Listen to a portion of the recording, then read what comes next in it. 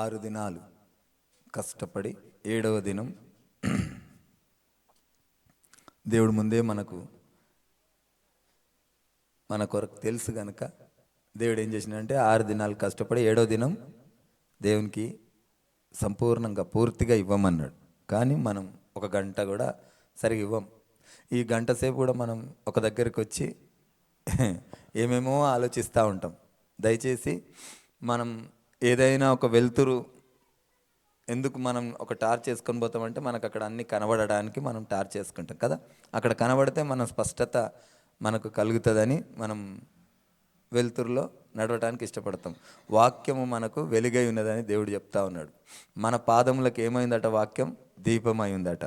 అయితే ఈ ఒక్క దినము మహా అంటే 2 గంటలు. ఆ 2 గంటలు కూడా మనం ఇక్కడికి వచ్చి మనం ఒక్కొక్కసారి ఏం చేస్తామంటే బయట విషయాలనే ఆలోచిస్తూ ఉంటాం. కొంత పనుల కొరకు, కొంత వేరే చుట్టాలు వస్తారని, కొంత వేరే స్నేహితులకు మాటిచ్చి, కొంత అనేక విధమైనటువంటి ఆలోచనలు మనలో ఉంటాయి, మెదులుతూ ఉంటాయి. మనం ఇక్కడ ఉంటాం కానీ మనం అదంతా బయటనే ఉంటుంది కదా. చాలా మట్టుకు జరిగేటటువంటి సంఘర్షణ. ఎందుకంటే నేను దేవుని సన్నిధికి పూర్తిగా రానప్పుడు నా పరిస్థితి కూడా అదే. కానీ ఎప్పుడైతే నన్ను నేను దేవునికి సమర్పించుకున్నానో, అప్పగించుకున్నానో, అప్పటి నుండి నాకు దేవుడు తప్ప వేరే లోకం లేకుండా అయింది. కనుక దేవుడు అప్పుడు మనతో ఏం చేస్తాడు? మాట్లాడతాడు. మీకు ఒక ప్రధానమైనటువంటి అంశం నేనేమని చెప్తానంటే, మనం ఎవరితోటైనా మాట్లాడాలంటే ఎదుటివాడికి మన భాష వచ్చి ఉండాలి కదా. మనం ఎన్నోసార్లు బయట ఎక్కడెక్కడికో వెళ్తాం. మీకు ఎప్పుడన్నా తటస్థత పడిందా? మీ భాష రాని వాళ్ళు ఎవరన్నా పరిచయం అయినరా? ఎదురుపడ్డారా ఎప్పుడైనా? మీకు ఎప్పుడు అలాంటి సమస్య రాలేదా? మీకు ఎప్పుడు రాలేదా? మీకు తెలుగు, హిందీ వచ్చు, వేరే వాళ్ళకి ఆ 2 రాకుండా ఇంకా వేరే వచ్చిన వాళ్ళు ఎప్పుడైనా తటస్థత పడ్డారా? పడలేదా? పడి ఉంటారు కదా. నాకు చాలాసార్లు అలాంటి సంఘటనలు జరిగినాయి. వాళ్ళకు ఇంగ్లీష్ మాత్రమే వచ్చు, మనకు ఏదో కొద్దో బొత్తో అర్థమవుతుంది కానీ పూర్తిగా ఎక్స్ప్లెయిన్ చేయలేము. కనుక పూర్తిగా వాళ్ళతో నేను మాట్లాడలేకుండా పక్కకు తప్పుకొని పోయినటువంటి సందర్భాలు ఉన్నాయి. వాళ్ళు కూడా మనకు అర్థం కాదు, మనం మాట్లాడలేం కనుక వేరే వాళ్ళతో మాట్లాడడానికి ఇష్టపడదు. ఎందుకంటే వాళ్ళకి ఆ భాష అర్థమవుతుంది కనుక దేవుని దగ్గరికి వచ్చినప్పుడు దేవుని భాష మనకు అర్థం కావాలి. దేవుని భాష అర్థం కాకపోతే దేవుడు మాట్లాడాడు. దేవుని భాష ఏంటిది చెప్పగలుగుతారా? ఏంటిది దేవుని భాష? అన్య భాషలా? వాక్యమే ఆయన భాష. దేవుడు ఎవరు? వాక్యమే దేవుడు. కనుక ఈ మాటలు మనకు అర్థం కాకపోతే మనతోటి ఆయన మాట్లాడాడు. ఆయన మనం వచ్చి కూర్చున్నా కానీ వీళ్ళకి ఇది అర్థం కాదని అటు వెళ్ళిపోతాడు, వేరే వాళ్ళ దగ్గరికి వెళ్ళిపోతూ ఉంటాడు. మనకు అర్థం కావాలా వాక్యం నాకు అర్థం కాకపోతే ఇంకా మనకు అర్థం కానట్టే, దేవుడు మనకు అర్థం కానట్టే. అందుకే అర్థం చేసుకునేటటువంటి ప్రయత్నం చేయాలా. దేవా, నేను నీ సన్నిధికి వచ్చిన, మీరు మాతో మాట్లాడండి, నాకు అర్థం కావాలి, నీ వాక్యం అర్థం కావాలి, నువ్వు నాకు అర్థం కావాలని ఆశతో ఆసక్తితో దేవుని అడిగితే దేవుడు తప్పక అర్థం చేస్తాడని దేవుని వాక్యం చెప్తా ఉంది. నమ్మి అడుగు. ఏం అడగాలంటే, ప్రభువా నేను ఇప్పుడు చర్చికి వచ్చిన, కొంతమంది ఏం చేస్తారంటే 1000 ఇస్తే 10,000, 1,00,000 వస్తాయి, 1,00,000 ఇస్తే 10 లక్షలు వస్తాయి అనేటటువంటి ధోరణిలో ఉన్నారు. దేవుడు డబ్బులు ఇచ్చేటటువంటి దేవుడు కాదు. ఇవి అసలుకి మనం జేబులో పెట్టుకుంటే ఒక్కొక్కసారి మీరు బాగా అర్థం చేసుకోవడానికి ప్రయత్నం చేయండి. 1000 రూపాయల నోటు చూసారు కదా మీరు, ఎప్పుడు ఉండేది? ఒక 6 సంవత్సరాల క్రితం ఉండే 1000 రూపాయల నోటు కదా. 6 సంవత్సరాల క్రితం ఉన్న నోట్లు ఇప్పుడు మీ జేబులో పెట్టుకొని తిరుగుతుంటే మిమ్మల్ని ఏమంటారు? చెప్పండి, ఏమంటారు? పిచ్చోడు అంటారు కదా. ఈ పాత నోట్లు, చెల్లని నోట్లను చూస్తేనే పిచ్చోడు అంటే, దేవుడు ఈ చెల్లని నోట్లను కూడా పిచ్చోడే అంటారు. వీటి కొరకు కాదు, మనం వీటిని లక్ష్య పెట్టద్దు. ఆ దేవునితోటి ఆయన నిత్యరాజ్యంలో ఇవ్వబో ఆ కిరీటం కొరకు, ఆ ధన్యత కొరకు మనం లక్ష్య పెట్టండి. ఈ డబ్బులు అన్నీ పిచ్చితో సమానం నిజంగా. అవి రేపు గవర్నమెంట్ బంద్ చేసి అవి కాగితాలే అవి కదా. అదేదో దేవుడు బ్రతకడానికి ఒక నిబంధన పెట్టిండు, ఆ నిబంధన ప్రకారంగా లోకం నడుస్తూ ఉంది. కనుక ఇవన్నిటిని లక్ష్య పెట్టొద్దు. మనం వాక్యాన్ని అర్థం చేసుకునే ఆ జ్ఞానం మనకు లేదు కానీ ఆయన ఇస్తాడు. మనం దయచేసి కళ్ళు మూసుకుందాం. 2 నిమిషాలు తలలు వంచి, తండ్రి, వాక్యమైన నా దేవుడు మాతో మాట్లాడండి. అందరం తలలు వంచుకుందాం, కళ్ళు మూసుకుందాం. ప్రతి ఒక్కరు కూడా, పిల్లలు కూడా దయచేసి తలలు ఉంచుకోండి, కళ్ళు మూసుకోండి. వాక్యమైన నా దేవుడు, ప్రభువా మాతో మాట్లాడు, మాకు అర్థమయ్యే జ్ఞానం మాకు ఇవ్వు, వాక్యాన్ని అర్థం చేసుకునే శక్తి మాకు ఇవ్వు నాయన. అర్థం కాకుండా చేస్తున్న ప్రతి అపవిత్రాత్మ నజరేయుడైన యేసు క్రీస్తు నామములో లయమైపోవును గాక. సైతానా విడిచి పొమ్మని ఆజ్ఞాపిస్తున్నా. Come out in the name of Jesus. తండ్రి, ప్రతి ఒక్కరికి మీ వాక్య లేఖనమును అర్థం చేపియండి నాయన. అయ్యా, వాక్యమై ఉన్న నా దేవుడు, మీరు మాతో మాట్లాడుతున్నారని మేము నమ్ముచున్నాం. మీరు మాట్లాడినప్పుడు మాకు అర్థమయ్యే భాష, అర్థమయ్యేటటువంటి తత్వం, అర్థమయ్యే శక్తిని మాకు ప్రసాదించండి నాయనా. నీ సిలువ చాటున నన్ను మరుగుపరచండి. నా సొంతం, నా స్వనీతిని బంధించండి నాయనా. నా నోటిని మీ బుర్రగా మలచండి. మీ ఆత్మాభిషేకం నాకు దయచేయమని, ప్రతి ఒక్కరిని మీ లేఖనం చేత తృప్తిపరచమని నజరేయుడైన యేసయ్యా మీ నామమున అడిగి వేడుకుంటున్నాం ప్రభువా, ఆమెన్. మంచిది. కొంత భాగము టిపికల్గా ఉంటుంది, అర్థం చేసుకోవడానికి ప్రయత్నం చేద్దాం. ఈ లేఖనాలు మరి మన కొరకే రాయబడి ఉన్నాయా, లేకుంటే అవి ఏదో అట్లా రాయబడి ఉన్నాయి, వాటితో మనకు అవసరం లేదు అనేటట్టు ఉన్నాయా, మనం ఒకసారి ధ్యానం చేద్దాం. ప్రతి ఒక్క వచనం కూడా, బైబిల్లో ఉన్నటువంటి మాట కూడా మన కొరకే రాయబడి ఉన్నదని ఎంతమంది నమ్ముతారు? అందరు నమ్ముతారు కదా, అందరూ నమ్ముతారు. కానీ వాటిని ఎప్పుడు కూడా ధ్యానించరు కదా, వదిలేస్తారు. ఎందుకంటే అది మనకు అర్థం కాదో, లేకుంటే పోనీలే అది ధ్యానించే వాళ్ళు ఎవరో ఉంటారు, ధ్యానించి మనకు చెప్తే దాని యొక్క సారాంశం మనం అనుభవించవచ్చు అనుకుంటారు. చాలామందికి వంటలు రావు కదా, తినడం మాత్రం బాగా, టేస్ట్ మాత్రం బాగా, ఇది బాగుంది ఇది బాగాలేదని చెప్తారు, కానీ వంట చేయడం రాదు. అలాగే వాక్యం కూడా అర్థం కాదు, కానీ అర్థమైనాక బాగా చదివి వాళ్ళంతా రాత్రి అంతా తర్జన భర్జన పడి చెప్తే ఆహా ఇదా అంటారు కదా. అందుకే మనం కూడా వంట వచ్చి ఉండాలి, మనకు కూడా వాక్యం అర్థమై ఉండాలి, మనం కూడా వాక్యం ధ్యానించే శక్తి మనకు ఉండాలి, మనం కూడా వాక్యం చదివే ఆసక్తి మనకు ఉండాలి. ఈ విషయాలను మనం గ్రహించాలి. మొట్టమొదటిగా 1 కొరింథీయులు 6:3.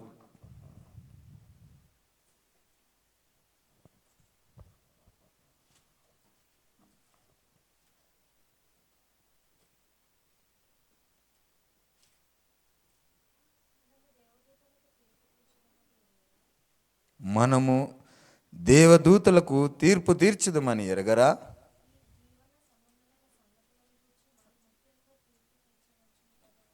ఈ జీవన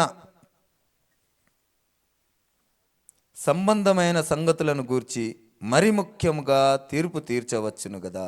చిన్న ప్రార్థన. స్తోత్రం ప్రభువా, పరిశుద్ధడానికి వందనాలు.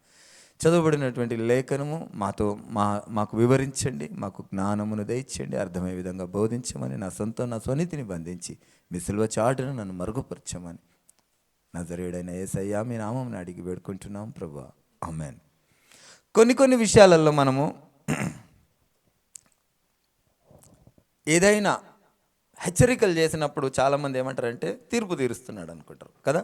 మనం తీర్పు తీరుస్తున్నాము అని అనుకుంటారు. చాలామంది వాక్యం తెలిసిన వాళ్ళు ఏమంటారంటే రెండంచుల ఖడ్గం అంటారు. రెండంచుల ఖడ్గం అని ఎట్లా మాట్లాడతారంటే, వాక్యం ఏమై ఉన్నది? రెండంచుల ఖడ్గమై ఉన్నది. అంటే రెండంచుల ఖడ్గం అంటే ఏంటి? ఇటు చెప్తుంది, ఇటు చెప్తుందా? చెప్పాలా? రెండంచుల ఖడ్గం అంటే, రెండంచుల ఖడ్గం ఎట్లుంటుంది? ఇటు కూడా దానికి షార్ప్నెస్ ఉంటుంది, ఇటు కూడా షార్ప్నెస్ ఉంటుంది కదా. మరి వాక్యం కూడా ఇటు చెప్తుంది, ఇటు చెప్తుందా? చెయ్యమని చెప్తుంది, చెయ్యొద్దని చెప్తుందా?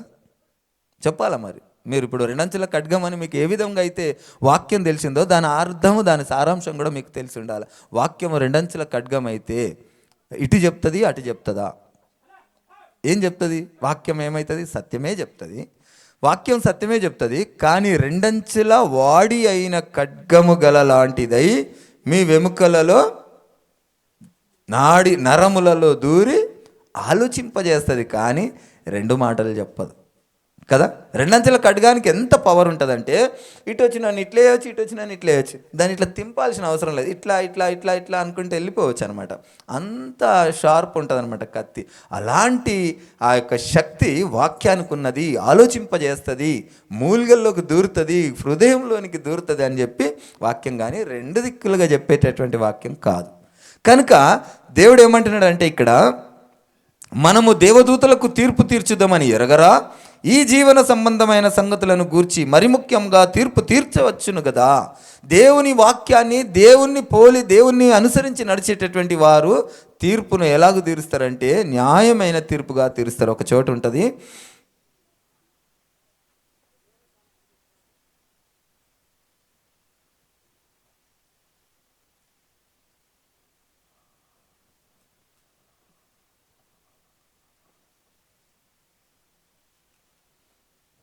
యోహాను సువార్త 7వ అధ్యాయం 24వ వచనం.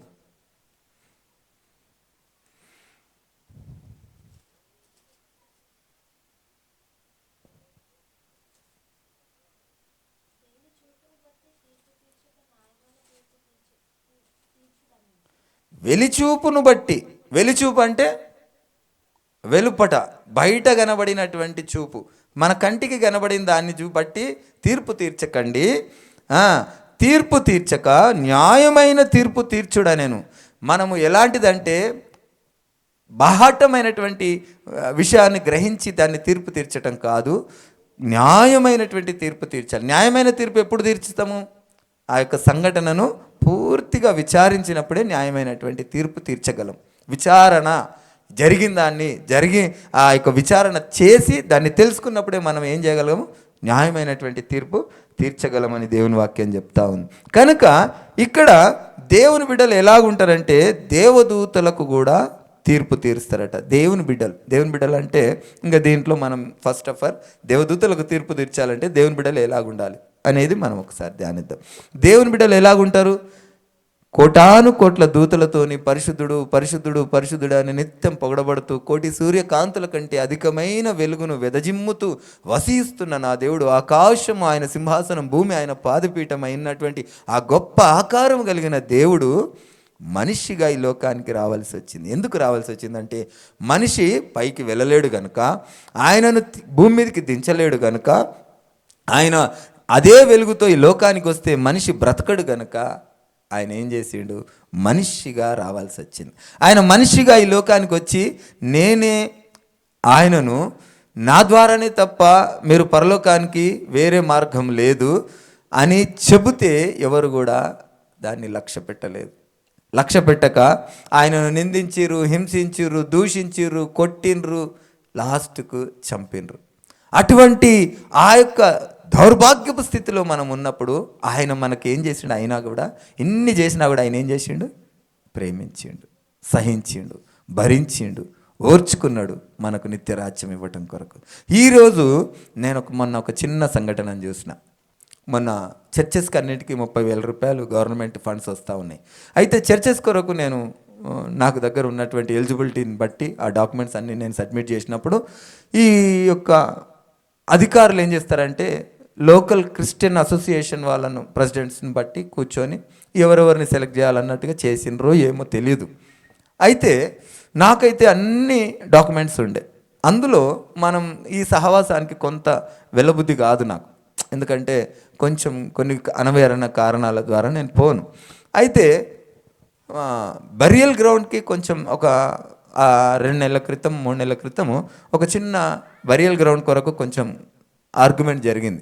ఎలాంటి ఆర్గ్యుమెంట్ అంటే ఈ యొక్క లోకల్లో ఉన్నటువంటి ఒక బరియల్ గ్రౌండ్కి మన సంఘస్థులు ఒకరు మనకు కావాల్సిన వాళ్ళు చనిపోయినప్పుడు మనం అక్కడ పోయి బరియల్ గ్రౌండ్కి పర్మిషన్ అడిగితే వాళ్ళు ఏం చేశారంటే ఇది లోకల్ వాళ్ళకే, బయటి వాళ్ళకి కాదు అంటే సికింద్రాబాద్ ఎంత దూరం ఉంది, ఇది లోకల్ అనడము వాళ్ళని నాన్ లోకల్ అనడం ఎంతవరకు న్యాయం అని దాని మీద కొద్దిగా పోరాటం చేసి వాళ్ళని నిలదీసినప్పుడు అది కొంచెం కష్టంగా వాళ్ళకు అనిపించింది. ఆ సంఘటన కారణంగా ఈ ప్రభుత్వం ఇవ్వాల్సినటువంటి ఆ యొక్క డబ్బులకు అన్ని పేపర్లు ఉన్నా కానీ నా ఫైల్ని తీసి పక్కన పెట్టినప్పుడు నాకు అనిపించింది ఆ రాత్రి తెల్లారి పోనీ డబ్బులు రాకున్నా పర్లేదు, ఈ యొక్క అన్యాయమైనటువంటి తీర్పు తీర్చిండ్రు, వీళ్ళలో న్యాయం లేదు, వీళ్ళని ఖచ్చితంగా వాళ్ళకు ఆ యొక్క అర్హత లేదు, దీని కొరకు నేను వాళ్ళ దగ్గర ఉన్నటువంటి కొన్ని నుసుకులు, కొన్ని తప్పులు ఉన్నాయి, దాన్ని బట్టి నేను రేపు వీళ్ళ పని చెప్తా అన్నట్టుగా ఆలోచించిన తర్వాత మళ్ళీ నాకు దేవుడు ఈ మాట మాట్లాడాడు. దేవాది దేవుడు, ఆయనకి ఏ అవసరం లేదు, అంత గొప్ప ఆకారము అంత గొప్ప వెలుగు కలిగినటువంటి దేవుడు మనిషిగా ఎందుకు రావాలి? సరే వచ్చి చెబుతా ఉంటే మనుషులు ఏం చేసిర్రు? నమ్మినరా? నమ్మలేదు. దూషించిర్రు, హింసించిర్రు, కొట్టిండ్రు, చంపినరు. అయినా దేవుడు వీళ్ళ మీద ఏమాత్రం కూడా దోషం పెట్టకుండా క్షమించిండు. ఆయనను పోలి నడిస్తే తప్ప నీవు పరలోక రాజ్యం రాలేవు అన్నాడు కదా. మరి నేను ఇవన్నీ కనుక నేను పెట్టుకుంటే ఎవరి స్వభావం నాలో ఉంది, నేను దేవుని దగ్గరికి పోగలనా అన్న ఆలోచన నాకు కలిగి నేను ఆ యొక్క ఏదైతే చేయాలనుకున్న క్రియ ఉందో దాన్ని విరమించుకున్నా. అయితే మనలో కోపము, ద్వేషము, ఈర్ష్య, పగ, అహము, అహంకారము, అబద్ధమాడి పెదవులు, ఇవన్నీ కూడా ఎవరి స్వభావం అంటే అపవాది స్వభావం. మనలో కోపం వస్తుందా, మనలో ద్వేషం వస్తుందా, మనలో ఈర్ష్య వస్తుందా, మనలో తిరుగుబాటు స్వభావం వస్తుందా అంటే ఆ స్వభావము ఉన్నప్పుడు మనం ఒక్కసారి గుర్తుంచుకోవాలా, మనలో అపవాదిగాడు ఏలుబడి చేస్తున్నాడని గుర్తుంచుకోవాలి. మనం ప్రతి విషయంలో మనల్ని మనం పరీక్షించుకుంటే మనము దేవునికి సమీపంగా ఉన్నామా లేమా అనేది దేవుడు మనకు తెలియజేస్తూ ఉంటాడు. మనలో కోపం వచ్చిందంటే, మనలో ద్వేషం వచ్చిందంటే, మనలో ఈర్ష్య వచ్చిందంటే, మనలో పగ వచ్చిందంటే దేవుడు మనలో లేడు, మనలో పరిశుద్ధాత్మ లేదు, మనలో దురాత్మ ఉందని మనం గ్రహించాలి. ప్రభువా నేను ఎప్పటి వరకు క్షమించాలి, నేను ఎప్పటి వరకు వీళ్ళని క్షమించాలంటే ఎప్పటి వరకు క్షమించమన్నాడు? చచ్చేంత మటుకు ప్రతిరోజు క్షమించుకుంటామన్నాడు. ఈ విషయాలను అన్నింటినీ మనం వదిలిపెడతా ఉంటాం. సరే, ఆయన ప్రెసిడెంట్గా ఉండి, ఆయన దేవుని బిడ్డగా ఉండి, దేవుని సేవకుడిగా ఉండి చేసినటువంటి పని ఆయన తప్పే చేసిండు, దానికి నేను ఖచ్చితంగా ఆయన తప్పు చేసిండు అని అనగలను. కానీ ఆయనకు ఏదైనా శిక్ష పడేటట్టు చేయడానికి నేను దేవుని బిడ్డను కాను. నేను అప్పుడు ఏమైపోతా? అపవాది బిడ్డను అయిపోతా. కనుక ఆయన శిక్ష అనుభవించడానికి తీర్పు తీర్చు పని మీది కాదు, అది నా పని అంటున్నాడు. ఆ గొప్ప దేవుని పని. ఆయన తీర్పు తీరుస్తాడు, మనం తీర్పు తీర్చవలసినటువంటి అవసరత మనకు లేదు. కనుక కొన్ని విషయాలలో మాత్రం దేవుడు మనకు అధికారం ఇచ్చిండు.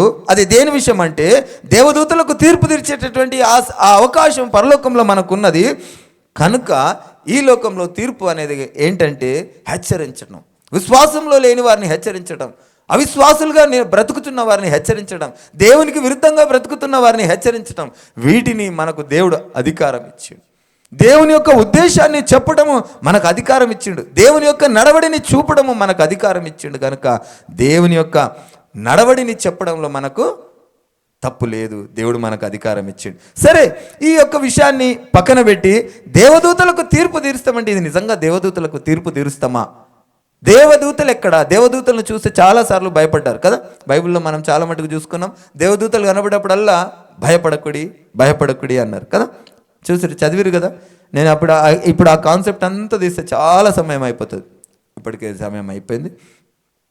కనుక నేను త్వరగా ముగించడానికి ప్రయత్నం చేస్తా. మీకు అర్థమైతే జవాబులు చెప్తా ఉంటే త్వరగా ముందుకెళ్తా, లేదంటే ఆ రెఫరెన్స్ కూడా తీసినాం అనుకో ఇంకొక 15-20 నిమిషాలు లేట్ అవుతుంది. దేవదూతలకు తీర్పు తీర్చాలంటే దేవదూతలు కనబడ్డప్పుడల్లా మనిషి ఏమైండు?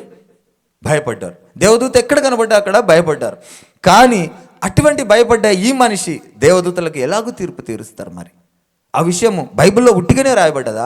దేవదూతలకు తీర్పు తీరుస్తారనే మాట ఊరికే రాయబడ్డదని ఆలోచన మీలో ఉందా? లేకపోతే నిజంగా దేవదూతలను మనం తీర్పు తీరుస్తామా అని ఆ యొక్క స్పష్టత మనకు ఉండాలి. ఎటువంటి దేవదూతలు అంటే వాళ్ళు ఎంత శక్తిమంతులో ఒక చిన్న రెఫరెన్స్లో చూద్దాం. 2వ రాజులు 19వ అధ్యాయం 35వ వచనం.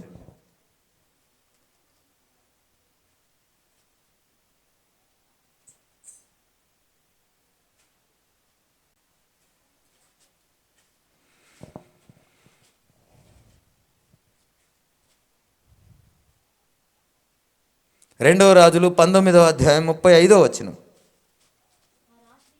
ఆ రాత్రియే యెహోవా దూత బయలుదేరి అష్షూరు వారి దండు పేటలో జొచ్చి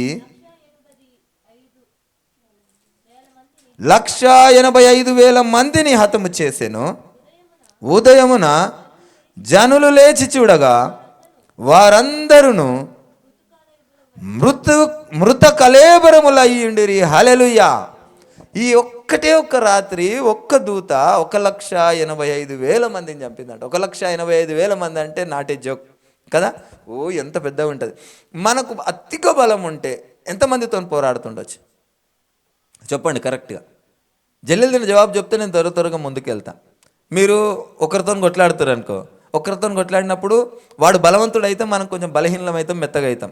సరే, ఇద్దరికి సమాన బలం ఉందనుకో, ఇద్దరు కరెక్ట్గా కొట్లాడతారు. కానీ ఎవరైనా ఇద్దరు వచ్చినప్పుడు మనం కొట్లాడి పడి దెబ్బలు తిని ఇంటికి వచ్చినప్పుడు ఏమంటారు?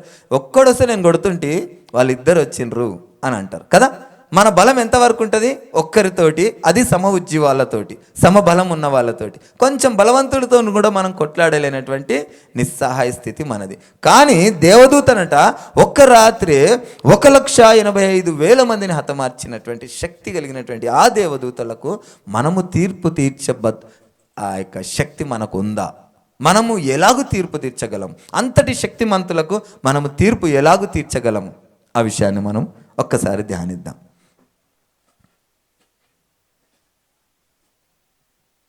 మత్తయి సువార్త 22వ అధ్యాయము 30వ వచనం.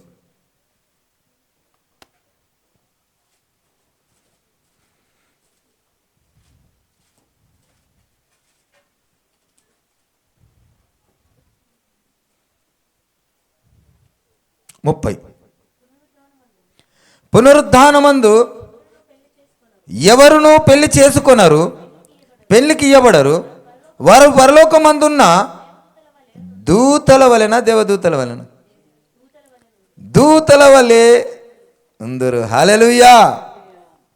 ఆ వాడుక భాషలో వచ్చేసిందా లేకుంటే నిజంగా అందు ఉందా? దూతల వలె ఉందురు. ఎలా ఉంటారట? పునరుద్ధానమందు ఎవరునూ పెళ్లి చేసుకొనరు, పెళ్లికి ఇవ్వబడరు, వారు పరలోకమందున్న దూతల వలె నుందురు. హల్లెలూయా. అయితే ఇది ఎప్పుడు జరుగుతుంది? దూతల వలె ఎవరు మారుతారు?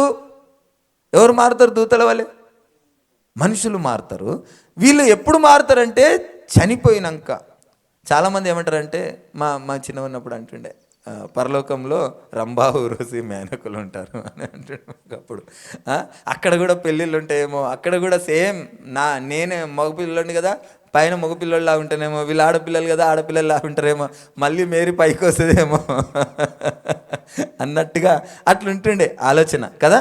కానీ ఇక్కడ దేవుడేమంటాడు, చనిపోయిన తర్వాత అక్కడ లింగ భేదం ఉండదు, పురుషుడని స్త్రీ అని ఉండదు, దేవదూతల వలె ఉంటారని దేవుని వాక్యం సాక్షాత్తు దేవుడే చెప్తా ఉన్నాడు. అక్కడ పెళ్లికి ఇవ్వబడరు, దేవదూతల వలె, దూతల వలె ఉంటారని దేవుని వాక్యం చెప్తా ఉంది. అయితే మనము చనిపోయిన తర్వాత దూతల వలె ఉండాలి అంటే ఈ మనిషిగా జీవిస్తున్నటువంటి ఈ కాలంలో మన ప్రవర్తన ఎలాగుండాలి? ఎలాగుండాలంటే చర్చికి వెళ్ళాలి, ప్రార్థన చేయాలి, దాన ధర్మాలు చేయాలి, ఇంకా అంతే. చనిపోయిన తర్వాత మనం దూతల వలె ఉంటామా? చాలామంది క్రైస్తవ్యంలో ఇది ఒక్కటే ఉంది. ఆదివారం చర్చికి వెళ్ళాలి, ప్రార్థన చేయాలి, 2 పాటలు పాడాలి, మనం చనిపోయిన తర్వాత ఇంకా మనం దేవదూతల వలె ఉంటాం. కానీ దేవుని వాక్యం అంతటి కంటే ఎక్కువ కఠినమైనటువంటి మాటలు దేవుని వాక్యంలో ఉన్నాయి. కొన్ని వాక్యాలు మనము ధ్యానిద్దాం. 1 పేతురు 1వ అధ్యాయం 12వ వచనం.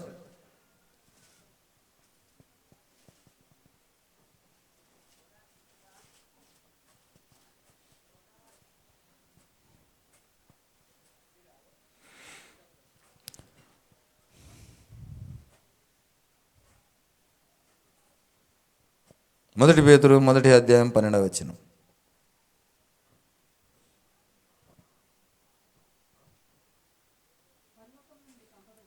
పరలోకం నుండి పంపబడిన పరిశుద్ధాత్మ వలన మీకు సువార్త ప్రకటించిన వారి ద్వారా మీకిప్పుడు తెలుపబడిన ఈ సంగతుల విషయమై తమ కొరకు కాదు గాని మీ కొరకే తాము పరిచర్య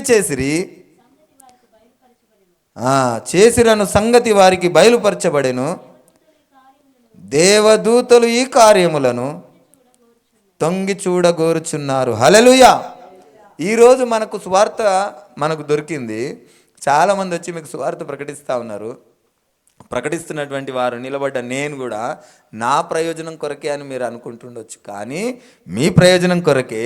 ఒకరోజు మీరు ఏమన్నాడు, ఇక్కడ దేవుడు దేవదూతల వలె మీరు ఉంటారన్నారు కదా, ఆ దేవదూతల ఆ యొక్క కార్యము జరగబోయేటటువంటి ఆ సమయమున నిజంగా మొదటి నుండి ఉన్న దేవదూతలు కూడా ఏమై చూస్తారట? తొంగి చూడగోరుచున్నారట. దేవదూతలు ఈ కార్యములను తొంగి చూడగోరుచున్నారంట. మనము ఆ యొక్క దూతల వలె మారబోయేటటువంటి అద్భుతమైనటువంటి ఘట్టం, మనిషి దేవదూతగా మారేటటువంటి అద్భుతమైన ఘట్టము, ఆ ఘట్టము కొరకు దేవదూతలు కూడా తహతహలాడుతూ తొంగి చూడగోరుతా ఉన్నాయట.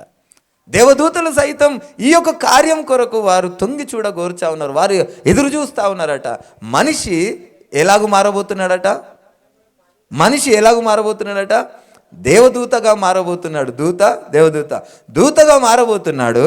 ఆ విషయం గురించి ఆనాటి నుండి దేవుని దగ్గర ఉన్నటువంటి సమూహము దేవదూతలు కూడా తొంగి చూడగోరుతా ఉన్నారట.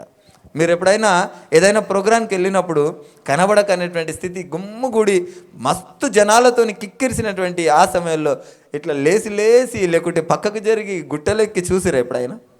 మేము అప్పుడు ఇందిరాగాంధీ వచ్చినప్పుడు అట్లనే చూసినాం. ఇందిరాగాంధీ వచ్చినప్పుడు మాకు ఆమె స్పీడ్గా కార్లు వెళ్ళిపోతూ ఉంది. మేమందరం లైన్ కట్టి చూస్తే లాస్ట్ వారసుగూడ దగ్గరికి వచ్చింది అనుకుంటే, అప్పుడు వారసుగూడ రోడ్లో వచ్చింది. అయితే ఒక్కొక్క బండి మీద బిల్డింగ్ల మీద ఎక్కి సజ్జల మీదకి ఎక్కి కింద పడ్డోళ్ళు కూడా ఉన్నారు. అలాగన చూసేవాళ్ళం. అట్లనే దేవదూతలు కూడా తొంగి చూస్తారట ఆ మహత్ కార్యమును చూడడానికి.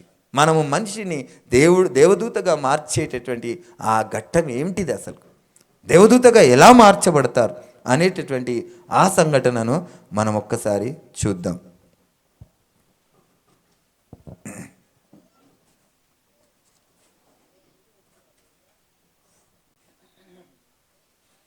మొదటి కొరింథీయులు 7వ అధ్యాయం 10 నుండి చదువు.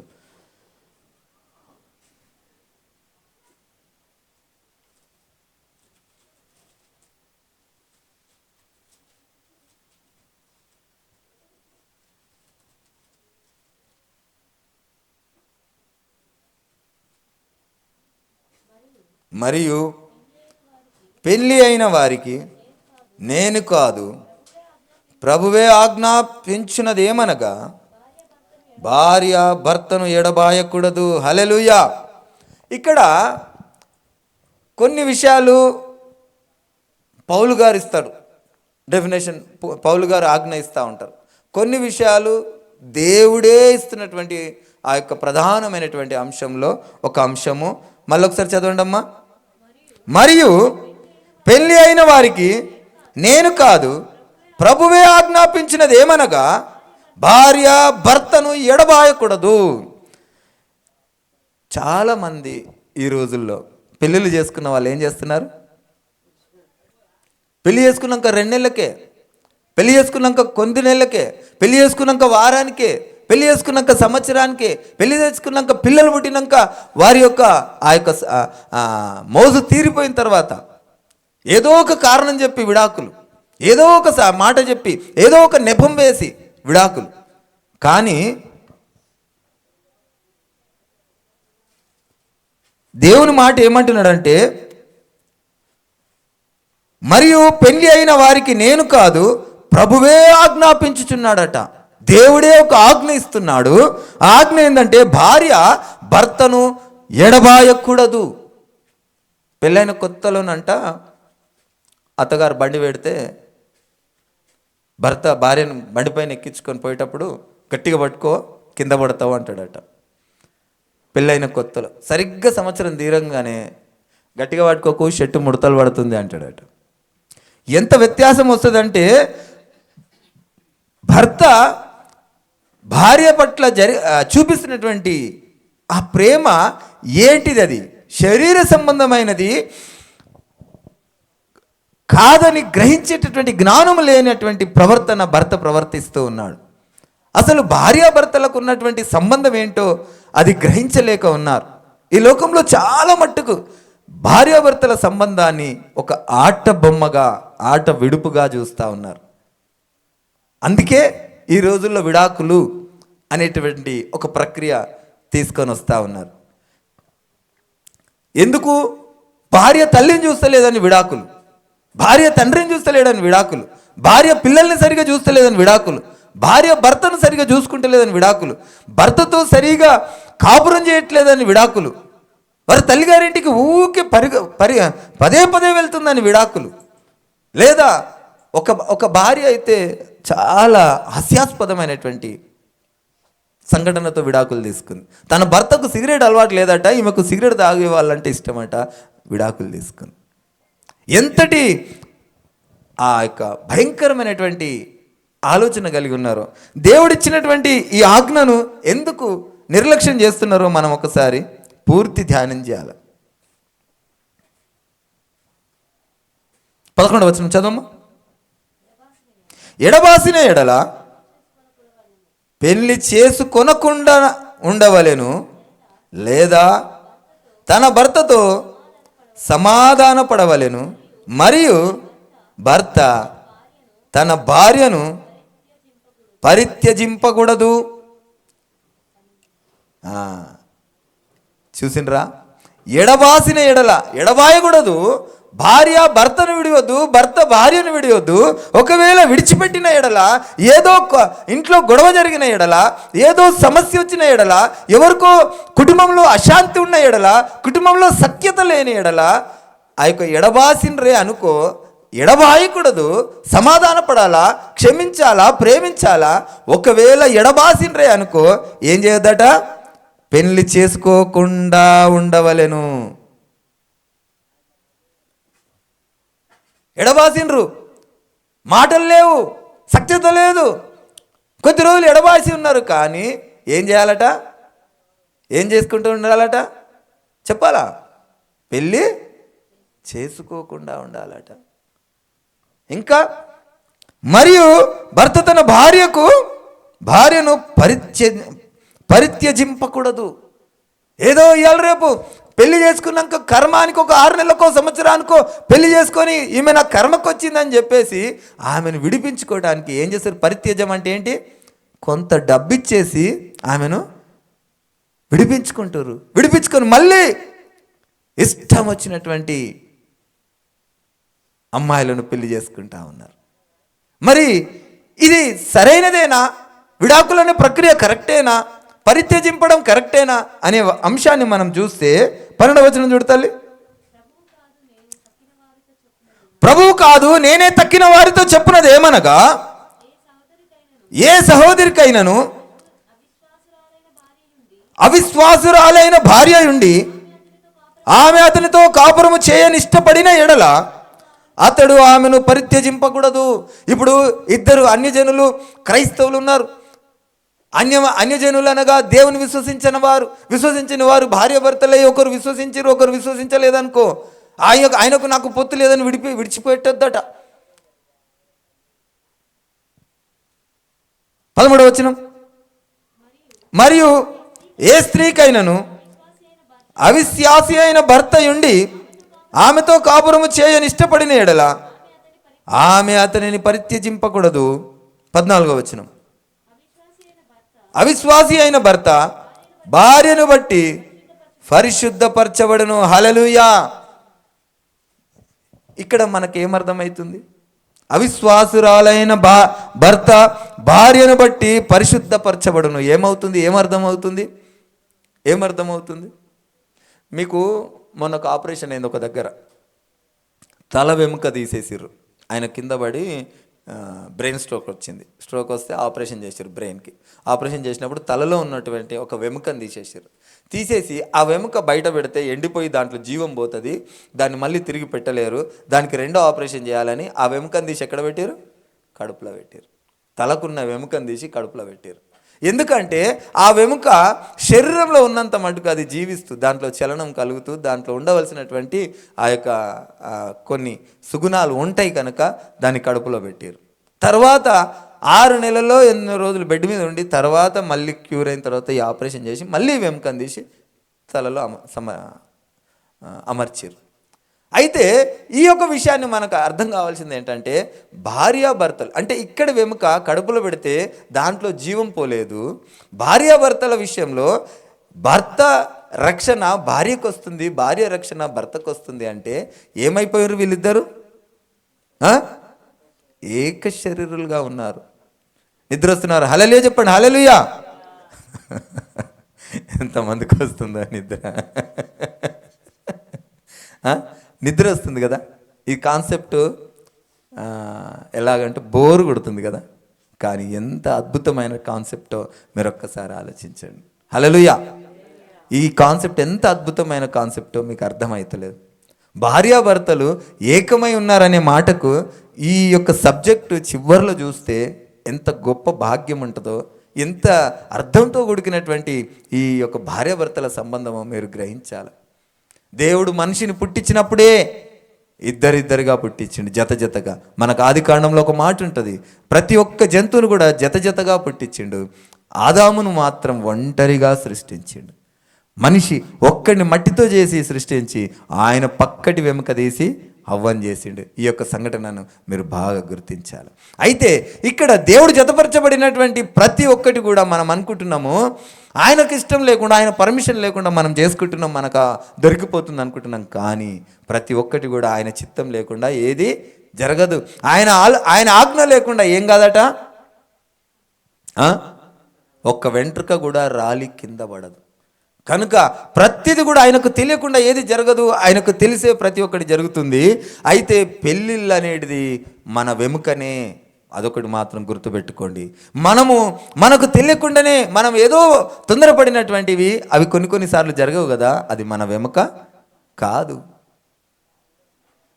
మన వెముకని ఎలాగంటే ఒక్కొక్కసారి నాకు వద్దు అనుకున్నది కూడా వచ్చేస్తుంది కదా, నాకు చెయ్యొద్దు అంటే కూడా, నాకు పెళ్ళొద్దు అంటే కూడా వచ్చేస్తుంది కదా, అది ఏమై ఉంది, మన వెముక అయి ఉంది. ఇక జీవితాంతం మనము నా వెముకను పట్టుకొని నేను పోరాడాలి. ఒక్కొక్కరికి పుట్టుకతోనే కాలొంకర ఉంటుంది కదా, కాలొంకర ఉన్నప్పుడు ఏం చేస్తారు, నాకు కాలొంకర ఉంది అని చెప్పి దాన్ని నరికేస్తారా? నడవరు, నరికేరు. దాన్ని వంకరనే కుంటి నడుస్తూ ఉంటారు. అదేవిధంగా దేవుని యొక్క జత ఎలాంటిదైనా పర్లేదు చివరి వరకు ఉండాలి. నా జీవితంలో ఒక సంఘటన జరిగింది. నేను ఒకసారి పెళ్లి చూపులకు పోయినప్పుడు అక్కడ జరిగినటువంటి సంఘటన అది చాలా అది మాకు గుర్తొచ్చినప్పుడల్లా హాస్యాస్పదంగా ఉంటుంది. మేరీ వాళ్ళ అత్తగారు ఒకరు ఉంటారు, మంచి విశ్వాసరాలు ఆవిడ. ఆ పల్లెటూరులో ఆవిడ అంత విశ్వాసంగా ఉన్నదంటే గొప్ప వ్యక్తిరాలు ఆవిడ. మా అమ్మగారు, బావగారు, అక్కగారు సేవ కొరకు అక్కడికి వెళ్ళినప్పుడు అమ్మాయిని చూపించారు. అప్పుడు మేము కొంచెం లోకానుసారంగా ఉంటుండే, అమ్మాయి ఏమో విశ్వాసురాలుగా ఉంటుండే. చూడగానే మాకు నచ్చలేదు. నచ్చకుంటే ఆవిడేమన్నా తెలుసా, నచ్చకపోతే పర్లేదు, నచ్చకపోయినా పర్లేదు, మా ఇంటికి ఏ సేవకులు వచ్చినా భోజనం చేస్తారు, చేసి వెళ్ళండి అన్నది. సరే అనేసి భోజనం చేసి బయటికి వెళ్ళిన తర్వాత ఆ వచ్చిన మీడియేటర్ ఏమంటాడు, పెళ్ళి ఎప్పుడు అంటాడు. అయ్యో అదేంది నచ్చలేదన్నాం కంటే, లేదు మీరు భోజనం చేశారు కదా అన్నారు. ఆ విధంగా జరిగింది మా పెళ్ళి. ఎందుకు జరిగింది ఆ విధంగా? నా ఎముక గనక, అది దేవుని చిత్తం గనక, లేకపోతే అలా జరగదు. కొన్నిసార్లు అవి వద్దు అంటే వచ్చేస్తాయి, అది మన వెముక అని దేవుడు మనకు పెళ్ళిళ్ళు నిర్ణయించిండు. కొన్ని కావాలని చేసుకున్నాయి, అవి మధ్యలోనే తెగిపోతాయి, పెళ్లి దాకా కూడా రావు. అది దేవుడు నిర్ణయించినటువంటి పెళ్లి కాదు, అది దేవుడు నిర్ణయించినటువంటి ఆ వెముక కాదు. ఆ విషయాన్ని మనం గ్రహించాలి. కనుకనే మనకు ఏదైనా పెళ్లి జరిగిందంటే ఏం కావాలిగా? చదివిరు కదమ్మా, ఎడ చదివిరు? పెళ్ళి జరిగిందంటే మనం ఏం చేయకూడదు, పరిత్యజింపకూడదు, ఎడబాయకూడదు. ఒకసారి పెళ్లి జరిగిందంటే ఎడబాయకూడదని, ఇది ఎవరి మాట? ఇది దేవుని యొక్క ఆజ్ఞ. చదువు మా కింద ఇంకా. అవిశ్వాసి అయిన భర్త భార్యను బట్టి పరిశుద్ధపరచబడును, అవిశ్వాసురాలైన భార్య విశ్వాసి అయిన భర్తను బట్టి పరిశుద్ధపరచబడును. లేని ఎడల మీ పిల్లలు అపవిత్రులై ఉందురు, ఇప్పుడైతే వారు పవిత్రులు. అయితే అవిశ్వాసి అయిన వాడు ఎడబాయవచ్చును. అట్టి సందర్భంలో సహోదరికైనను నిర్బంధము లేదు, సమాధానంగా ఉండుటకు దేవుడు మనలను పిలిచి ఉన్నాడు.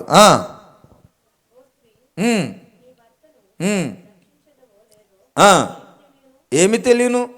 ఓ పురుషుడా, నీ భార్యను రక్షించుదువో లేదో నీకేమి తెలియను. చాలామంది ఏమనుకుంటారంటే, అన్యులను అంటే దేవుడి యొక్క రక్షణ లేని వాళ్ళని పెళ్లి చేసుకుంటారు కదా.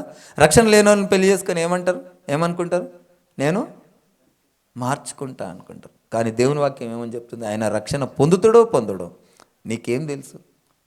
మన కుటుంబంలో ఒకరు ఉన్నారు, వాళ్ళు కూడా అన్య వివాహం చేసుకున్నారు, కానీ వాళ్ళు ఇటు రాలేదు, కానీ వీళ్ళు అటు వెళ్ళిపోయారు, అందులోకి వెళ్ళిపోయారు సోని వాళ్ళు. అయితే కొన్ని సందర్భాలలో దేవుని వాక్యం చెప్తా ఉంది, మన విశ్వాసం ఎప్పుడు అన్యజనులుగా ఉండి పెళ్ళిళ్ళు చేసుకున్నప్పుడు వాళ్ళలో ఒకరు రక్షణ పొందితే ఇతరులకు కూడా రక్షణ వచ్చేస్తుంది. కానీ తెలిసి మాత్రం మనం అన్య వివాహం చేసుకోవద్దని దేవుని వాక్యం చెప్తాను. కనుక దేవుడు జతపరిచినటువంటి వారిని మనుషులు వేరు చేయకూడదు, ఎడబాయకూడదు. పెళ్లి చేసుకుంటే ఎడబాయకూడదు.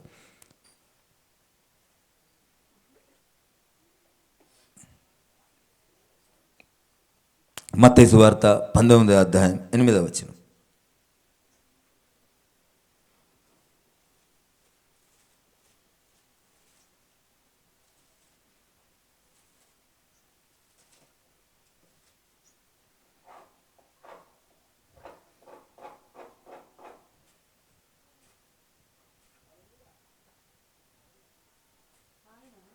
ఆయన మీ హృదయ 7వ వచనం చదవమ్మా. అందుకు వారు అలాగైతే పరిత్యాగ పత్రికనిచ్చి ఆమెను విడనాడమని మోషే ఎందుకు ఆజ్ఞాపించినాడు? ఆయనను అడగగా ఆయన మీ హృదయ కాఠిన్యమును బట్టి మీ భార్యలను విడనాడ సెలవిచ్చెను గాని ఆది నుండి అలాగూ ఎవరి కాఠిన్యము నుండి బట్టి అంట? మనుషుల కాఠిన్యమును బట్టి అలాగూ మోషే సెలవిచ్చిండు కానీ ఆది నుండి అలా జరుగుటలేదు. ఎందుకు జరుగుతలేదు మరి? మోషే సెలవు ఎందుకు ఇచ్చిండు అంటే వీళ్ళలో ఉన్నటువంటి కోరిక చావకుండా. అయితే దేవుడు ఒక మాట అంటున్నాడు చూడండి. అపొస్తలుల కార్యం 17వ అధ్యాయము 30వ వచనం చూడండి.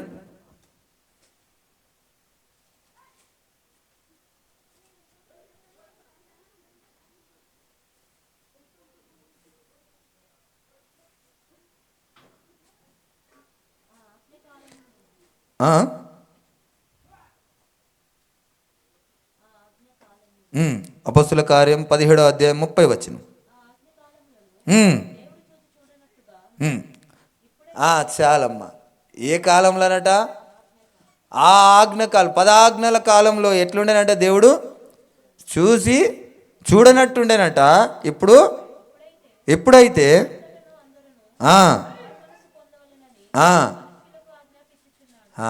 ఇక మీకు అంతకు ముందుకు మోషే కాలంలో ఉన్నటువంటి ఆజ్ఞలను బట్టి మీరు ఒకవేళ పరిత్యజించిరనుకో ఇంకా లేదు. ఇప్పుడు చూసి చూడనట్టు లేని ఎంత భయంకరమైనటువంటి స్టేట్మెంట్ అది.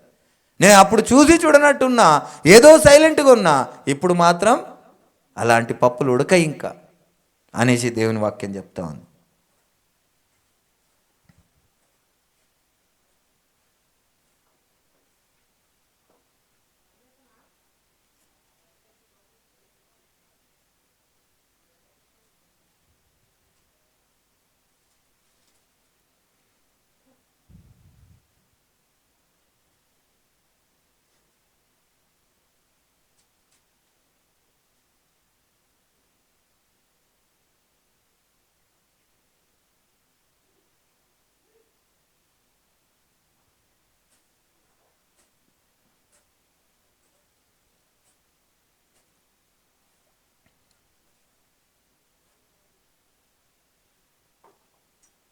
ప్రసంగి 7:28.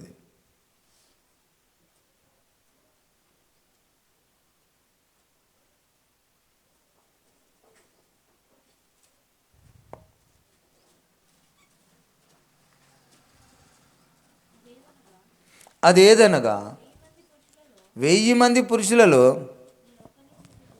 నేను ఒకనిని చూచి తిని గాని అంతమంది స్త్రీలలో నేను ఒకతిని కూడా చూడలేదు. ఎక్కడ అంట ఇది? ఎక్కడ జరుగుతుంది ఇది? పరలోకంలో ప్రసంగి గారు ఒక దర్శనాన్ని చూస్తున్నాడు. ఆ దర్శనంలో ఎట్లా చూస్తున్నాడట? 1000 మంది పురుషులలో ఒక్కరు. ఎక్కడున్నారు ఇది? 1000 మంది పురుషులలో ఒక్కరు. పరలోకంలో 1000 మంది పురుషుల్లో ఒక్కడున్నాడు. 1000 మంది అందరిలో, 1000 మందిలో కాదు అందరిలో, అంటే మ్యాక్సిమం అసలు స్త్రీలని ఎక్కడున్నారని చూస్తే అక్కడ ఆయన కనబడ్డది ఎంతమంది అట? స్త్రీలు ఎంతమంది కనబడ్డారట? 1000 మంది. ఎంతమంది కనబడ్డారు స్త్రీలలో? ఒక్కరు కూడా లేరు. ఇటు స్త్రీలు ఇటు పురుషులు ఉన్నారనుకోండి. సపోజ్గా 1000 మంది పురుషులకు ఒక్కరులాగా కనబడుతున్నారు. ఇటు అంతమంది స్త్రీలు మొత్తం ఉన్న ప్లేస్ అంతా దోలాడుతుండు. అక్కడ ఎవరు ఉన్నారట? ఒక్కరు కూడా లేరు. అంటే దీని అర్థం ఏంటంటే దేవుడు జతపరిచిన వారిని విడవాయకూడదు. అంటే ఇక్కడ భార్యాభర్తలుగా ఉండిన వారు చనిపోయిన తర్వాత ఎలాగూ మార్చబడుతున్నారట? ఎలాగూ మార్చబడుతున్నారు? దేవదూతలుగా మార్చబడతా ఉన్నారు చనిపోయిన తర్వాత. నేను ఒక విషయం చెప్తా ఉన్నా, ఇది మన ఇల్లు, పక్కింట్లోకి మనం పోగలుగుతామా? పోలేము. ఒకవేళ బై ఛాన్స్ పోయిన వాళ్ళ పరిస్థితి ఏమవుతుంది? నేను ఒకసారి ఒక తాగుబోతు ఆయనని చూసిన. ఆయన పాపం పదే పదే ఇల్లు మర్చిపోతుండే. వాళ్ళ ఇల్లు అనుకొని వేరే ఇల్లు పోయి తలుపు కొడుతుండే. ఒకసారి 2 సార్లు చెప్పారు, 3వ సారి కొట్టి పంపించారు. అస్తమానం అట్లా పోతా ఉంటే వాళ్ళ భర్తలకు ఏమవుతుంది? అనుమానం కలుగుతుంది అని కొట్టి పంపించారు. కనుక మన గృహానికి మనమే రావాలి, వేరే ఇతరుల గృహాలకు వెళ్ళడానికి వీల్లేదు. ఈ యొక్క శరీరము ఎవరి దేహం అయిపోయింది? పురుషునికి ఒక దేహము స్త్రీకి, స్త్రీ దేహం పురుషుడికి, ఇద్దరికి అధికారము ఒకరే ఉన్నారు కనుక ఇద్దరికి అధికారమైనది. భార్యాభర్తలు ఇద్దరు కూడా ఒక్కటయ్యి ఉంటారని దేవుని వాక్యం చెప్తా ఉంది. కనుకనే దేవుడు ఏమంటున్నాడంటే ఒకరి గృహాల్లో ఒకరు ఎలాగైతే పోలేరో ఒకరి శరీరాన్ని విడిచి ఇంకొకరితో చేసుకుంటే అక్కడికి పోయిన తర్వాత గల్లంత అవుతారు. మా కుటుంబంలో ఒకరుండే అమ్మమ్మ, భర్త చనిపోయిన తర్వాత ఇంకొకరిని పెళ్లి చేసుకొని సహజీవనం చేసి చనిపోయారు. మొన్న రీసెంట్లీ ఒకరికి కలబడ్డదట, బయటనే కూర్చొని ఉందట, ఇంకొకరి కొరకు ఎదురు చూస్తూ ఉందట, వస్తే లోపలికి పోదామని. చనిపోయేటప్పుడు అయ్యా తలుపు తీయండి అయ్యా, గాబ్రియేలు తలుపు తీయండి అయ్యా అంటుందట. ఇక్కడ దీని సారాంశం ఏమర్థం అవుతుంది మనకంటే, మనము మన గృహానికి మనకు అక్కడ ఎలిజిబిలిటీ లేదు. ఇద్దరితో సహవాసం చేసి ఇద్దరితో పెళ్ళిళ్ళు చేసుకొని ఇద్దరు ముగ్గురితో పెళ్ళిళ్ళు చేసుకున్న వారితో మనకు అక్కడ ఏం లేదట, ఎంట్రన్స్ లేదు. ఎందుకంటే నీ గృహం ఏదో నీకు ఇంకా క్లారిటీ రావాల్సి ఉంది, నీకు ఇంకా నీ వీసాలో సమస్య ఉంది, నువ్వు ఆగాలి అక్కడ అని దేవదూతలు అక్కడ ఆపేస్తారు. నీ యొక్క వీసాలో సమస్యలు ఉన్నాయి, నీవు పరిష్కరించాలంటే ఎవరు రావాలిగా? దేవుడే రావాలి. దేవుడు వచ్చి తీర్పు తీర్చాలి. దేవుడిచ్చినటువంటి ఆజ్ఞ ప్రకారంగా దేవుడిచ్చినటువంటి విధి విధానాలతో మనం జీవించి ఒక భర్త ఒక భార్య కలిగి జీవించినటువంటి వారికి ఏముంటుందిగా? ఇట్లా చూడంగానే ఆ రైట్ అనేస్తారు లోపలికి. ఏదో ఒక పాస్పోర్ట్ని ఇట్లా చూసి తీక్షణంగా చూసి నీలో ఏదో డిఫెక్ట్ ఉంది జర ఆగు అన్నారంటే ఏందన్నట్టు, ఇంకా ఈయనకు 2 ఇండ్లు ఉన్నాయి, ఇప్పుడు ఇండ్లకు పంపాలనా అండ్లకు పంపాలనా అనేసి ఆపుతాడు దేవుడు. దేవదూతల్లాగా మార్చబడతారంటే ఇంకా దీంట్లో సబ్జెక్ట్ చాలా బాగుంటుంది. ఇంకా ఈ సబ్జెక్ట్ చాలా బాగుంటుంది. ఆ సబ్జెక్ట్కి పోతే ఇంకా చాలా మధురంగా ఉంటుంది, కానీ సమయం చాలా అయిపోతుంది. దేవదూతలుగా మార్చబడాలంటే ఒక్క భార్య ఒక భర్తగానే ఉండాలి.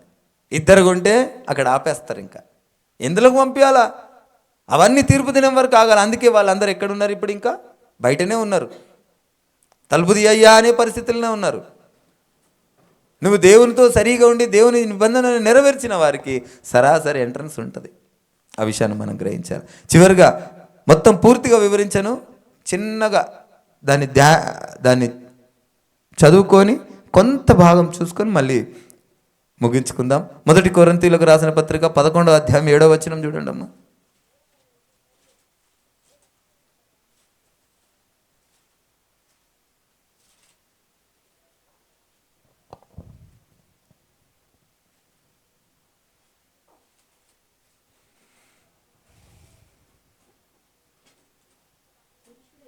పురుషుడైతే దేవుని పోలికయు మహిమయునై ఉన్నాడు కనుక తల మీద ముసుగు వేసుకొనకూడదు. కానీ స్త్రీ పురుషుని మహిమయ్యి ఉన్నది. ఏలయనగా స్త్రీ పురుషుని నుండి కలిగనే గాని పురుషుడు స్త్రీ నుండి కలగలేదు. మరియు స్త్రీ పురుషుని కొరకే గాని పురుషుడు స్త్రీ కొరకు సృష్టింపబడలేదు. ఎందువలన దేవదూతలను బట్టి అధికార సూచన స్త్రీకి తల మీద ఉండవలెను. అయితే ప్రభువునందు స్త్రీకి వేరుగా పురుషుడు లేడు, పురుషునికి వేరుగా స్త్రీ లేదు. స్త్రీ పురుషుని నుండి ఎలాగూ కలిగెను, అలాగే పురుషుడు స్త్రీ మూలముగా కలిగెను. కానీ సమస్తమైనవి దేవుని మూలముగా కలిగి ఉన్నవి. మీలో మీరే యోచించుకొనుడి. స్త్రీ ముసుగు లేనిదై దేవుని ప్రార్థించుట తగునా? పురుషుడు తల వెంట్రుకలు పెంచుకొనుట అతనికి అవమానమని స్వభావ సిద్ధముగా మీకు తోచుచున్నది కదా. స్త్రీకి తల వెంట్రుకలు బయట చెంగుగా ఇయ్యబడెను గనుక ఆమె తల వెంట్రుకలు పెంచుకొనుట ఆమెకు ఘనము. హల్లెలూయా. ఇప్పుడు పైట కొంగు విషయంలో కొంచెం ధ్యానిస్తే, పైట కొంగు ఏంటి? ఇప్పుడు మనకు ఎలాగ ఉపయోగపడుతుంది? ఎలాగ ఉపయోగపడుతుంది పైట కొంగు? ముసుకేసుకోవడానికి ఉపయోగపడుతుంది. అమెరికాలో పాయింట్ షర్ట్ వేసుకుంటారు, వాళ్ళకి పైట కొంగు ఉండదు. నిగ్రోస్లు కొంతమంది 90% వస్త్రం లేకుండా ఉంటారు, వాళ్ళకు పైట కొంగు ఉండదు. మరి పైట కొంగులాగా ముసుకేసుకోకుండా ప్రార్థన చేయొద్దు అనేటటువంటి మాటను మనం ఒకసారి ధ్యానించాలి. మరి ముసుకేసుకుంటేనే ప్రార్థన చేయాలి, ముసుకేసుకుంటేనే చర్చిలో ఉండాలని అంటున్నారు కదా, మరి ఇది దేనికి సూచిస్తుంది అనేది మనం ఒకసారి ధ్యానించాలి. ఈ తల వెంట్రుకలు, సరే ముసుగు కొరకు మాట్లాడుతూ తల వెంట్రుకల దగ్గరికి వచ్చిండు. ఇక్కడ తల వెంట్రుకల దగ్గరికి వచ్చి ఏమంటుండు? స్త్రీకి ఏమైనాయట? తల వెంట్రుకలు పైట చెంగుగా ఇవ్వబడ్డాయట. అయితే ఈ పైట చెంగుగా ఇవ్వబడ్డటువంటి ఈ వెంట్రుకలు తీసేస్తే ఏమవుతుందట? అవమానకరంగా ఉంటుందట.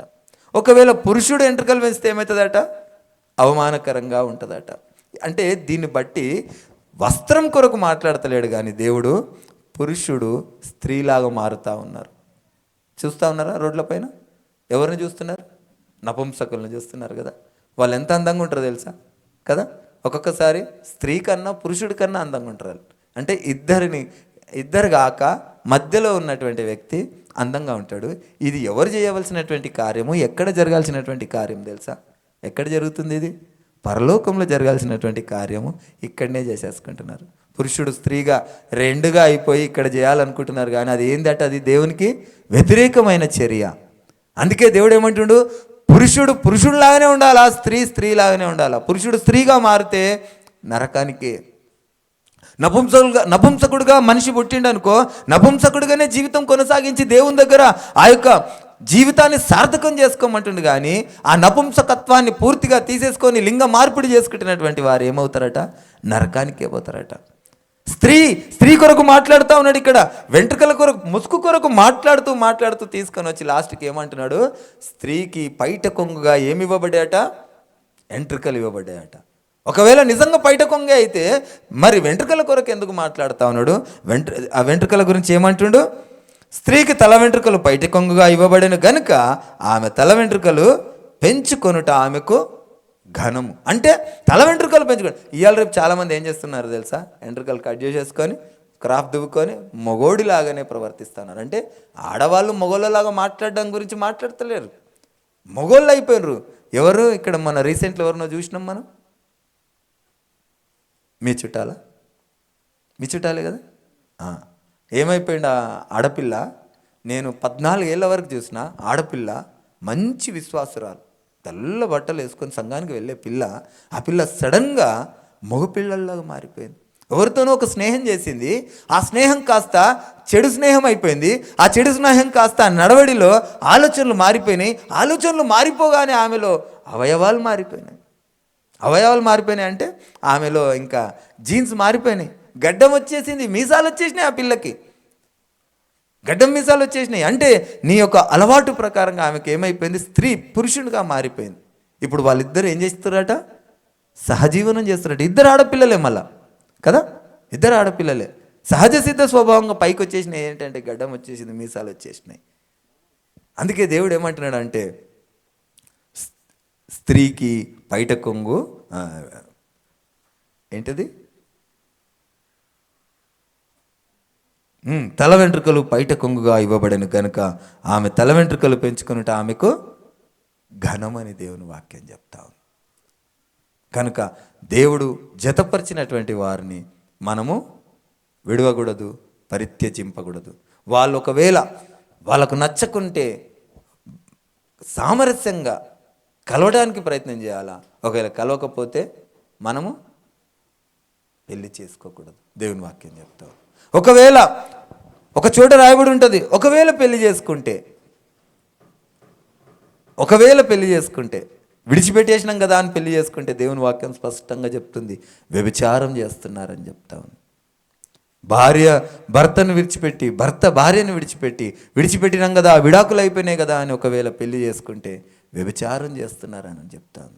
మనకి ఈ లోకంలో జీవిస్తున్నామా, ఈ లోకంలో సంతోషంగా ఉన్నామా, ఈ లోకంలో మనము బ్రతికామా అన్నది కాదు, మనం నిత్యరాజ్యం కొరకు కనిపెట్టుకొని బ్రతుకుతున్నామా అని గుర్తుంచుకోవాలా. పెళ్లి కాడికి వచ్చేసరికి చాలామంది, నేను చిన్న ఉన్నప్పుడు ఏమనుకుంటుంటానంటే ఫస్ట్ అయితే పెళ్ళి అయిపోయినాయి తర్వాత విడిచిపెట్టేసి అనుకున్నా. నిజంగా నా మనసులో అనుకున్నా, ఫస్ట్ అయితే ఈ పెళ్ళి అయిపోయి తర్వాత నచ్చకపోతే వదిలిపెడదాం అనుకున్నా, ఇంకొకళ్ళని మనకు నచ్చిన వాళ్ళని చేసుకోవచ్చు అనుకున్నా. కానీ ఆ బంధం మెడగొడ్డ పాము ఏమవుతుందట, ఆ విధంగా ఉంటుందన్న సత్యాన్ని గ్రహించాలి. చచ్చే వరకు విడిచిపెట్టొద్దట, పరిత్యజింపకూడదట.